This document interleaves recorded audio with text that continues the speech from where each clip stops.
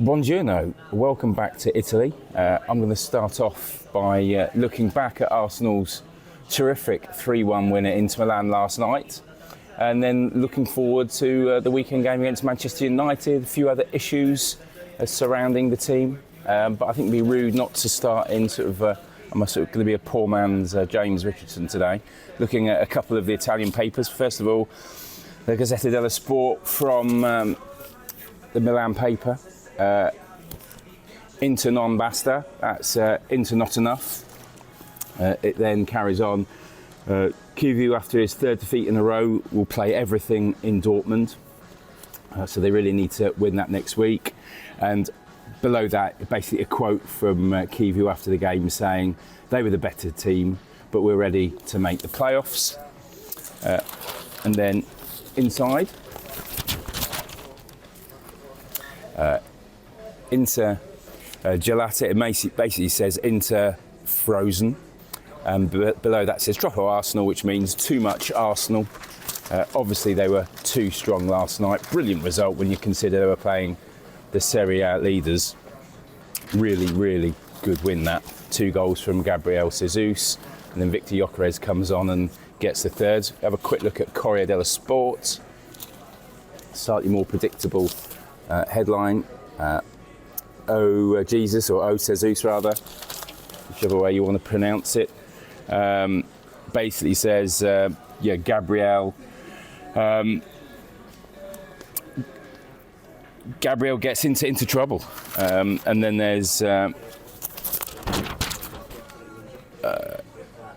Inter Jesus does not forgive this.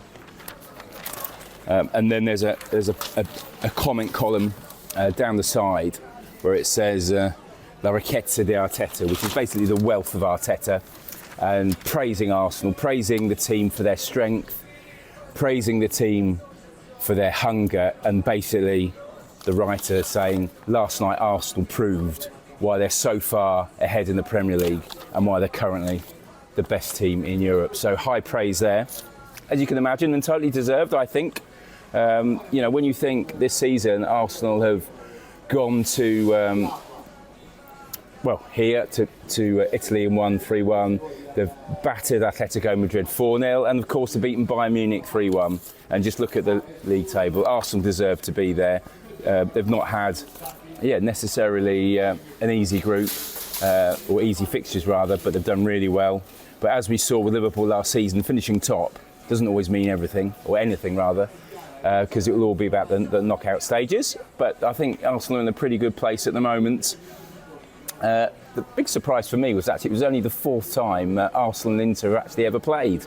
When you consider how monotonous it feels at times, these sort of Champions League rounds now, and how often they seem to bump into each other. But really good performance. What's certainly one of my favourite grounds, always has been. I went back then, first time was actually 1993. UEFA Cup, watching Norwich. Certain Dennis Bergkamp scored the winner late on for Inter. I think there were about 4,000 Arsenal fans there last night, and obviously they were high up in the San Siro. I think it's a shame they're going to knock it down. I know the facilities are really poor, but I absolutely love that stadium. But it's going to be in rubble in a few years' time, and they're going to build next door. With regards to Arsenal, though, I think the standout feature was they not only won so comfortably, but they won with lots of rotation. So there wasn't even any need to bring on Martin Odegaard.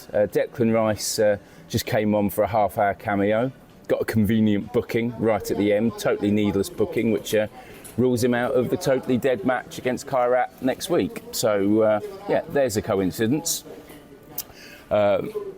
Yes, Gabriel Jesus, he started ahead of Victor Gyökeres, but when Gyökeres did come on, scored a great goal. So that's good for his confidence. I still think, as I wrote in the paper today, though, that on all-round performance, Arteta does really need to start Jesus against Manchester United. His all-round play is still better than Gyökeres. He scored a couple of poachers' goals, but he was linking up play, looked really hungry.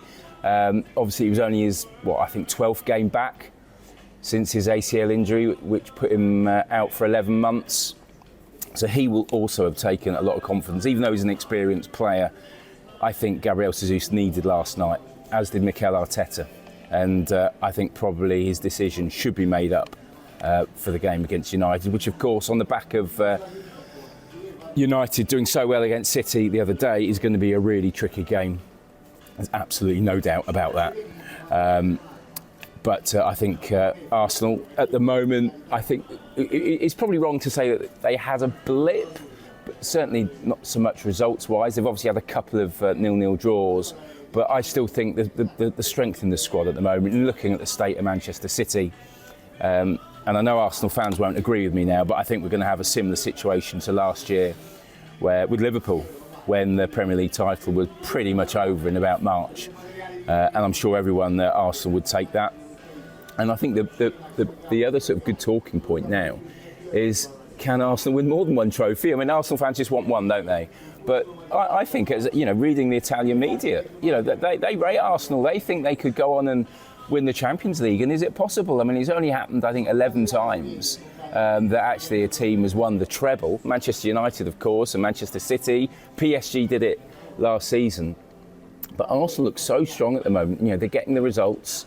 They still need to score a few more goals in terms of, it'd be nice to have maybe Gyökeres scoring more. That was his 9th last night.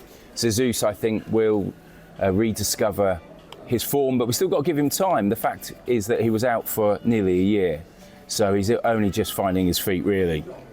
So I think the key is that Arteta does have so many options up front. Emirates started last night, only his 2nd start in 5 matches. He was okay. I thought he was a 6 out of 10. He needs to do more. He can do more. He's got to do more, otherwise he doesn't get in the England squad for the World Cup.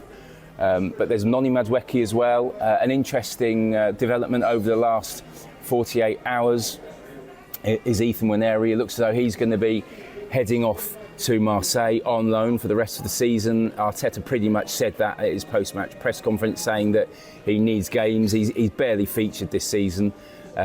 Obviously, he's paid the price for the fact that Arsenal strengthened heavily with attacking midfield players, and the fact that Eze and Madueke can't get a regular game, I think shows you their embarrassment of riches. But I think going to France, going to Marseille, playing for Roberto De Zerbi will benefit Nwaneri. He'll be back in the summer, and the big question is, when he returns, how many trophies Arsenal have added to the trophy cabinet.